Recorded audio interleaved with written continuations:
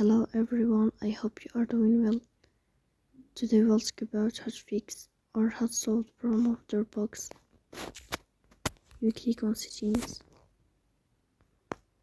In this page we click on apps, default apps, app settings. On above here you will search about DropBox app.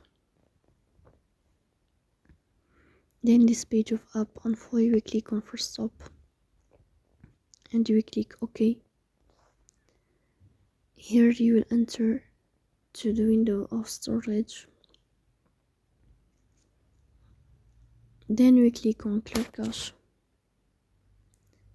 In the end you will turn off your phone and you will wait a moment to restart your phone again to fix that problem. So please don't forget to support us by like and subscribe. See you next time and thank you for watching.